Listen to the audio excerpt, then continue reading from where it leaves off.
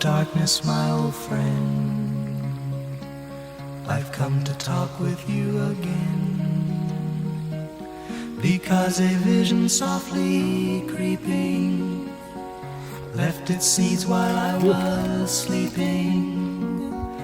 and the vision that was planted in my brain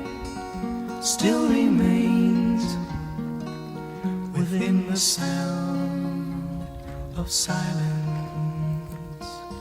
In restless dreams I walked alone,